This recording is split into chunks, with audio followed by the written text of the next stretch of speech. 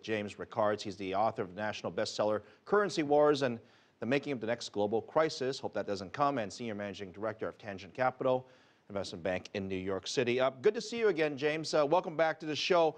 Ben Bernanke, he's not quite as controversial as he was in the beginning of the financial crisis, and a lot of people thought that he changed the role of the Federal Reserve. It used to not be this influential. Do you think he made a fairly big impact on changing the way that we as the public see the Fed?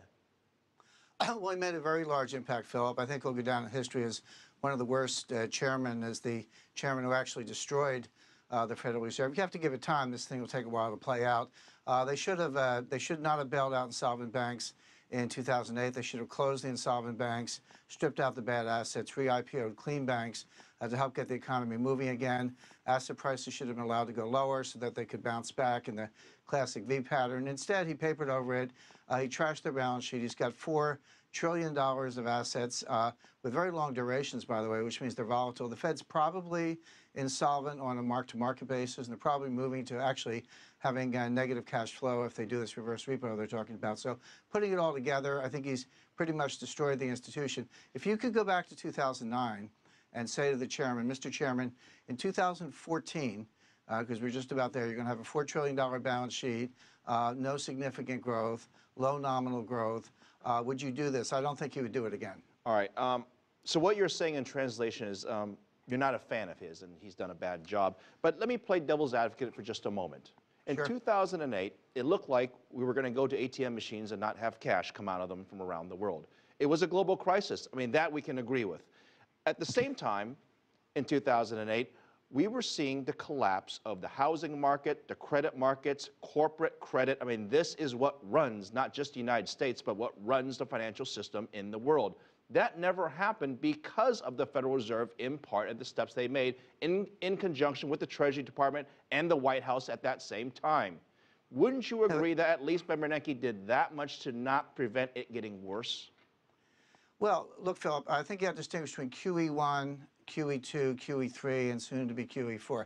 I'll give him credit for QE1. I'll give him partial credit, maybe a C minus, at least in a good school, in the sense that, yes, there was a liquidity crisis in late 08. There did need to be a liquidity flood from the Fed. But the classic rule of central banking is lend freely against good collateral to solvent banks. He did one of the three. He lent freely, but it was not always good collateral because they got a lot of junk from Bear Stearns, and they were not solvent banks. The insolvent banks should have been shut down. By the way, the Fed and Bernanke caused the crisis. So he's like a guy who burns down your house and then shows up with a fire hose, says, let me put out the fire. Why does he get credit for that? Well, in fairness, the Treasury Department also had a big part in that. The New York Treasury, they oversaw the collapse of Lehman crisis at that time. Now, I want to take Ben Bernanke, the person, out of this for just a moment. What do you want to see the role of the Federal Reserve to be going forward with Janet Yellen without the personality issue of it? What should the role be of the institution? Well, they should not be trying to manipulate every market in the world. They should not be central planners, and that is what they're doing. The Fed basically should raise interest rates. Let's reward savers. Why are we rewarding banks? Why are we rewarding hedge funds and banks and oligarchs? We should be rewarding savers. Let's give the savers a break. Right now, what's going on, Philip, there's a $400 billion per year wealth transfer from everyday Americans to the oligarchs, to the Jamie Dimons and the hedge fund kings, in the form of zero interest rates. So you're an everyday American, you put your money in the bank, you get zero.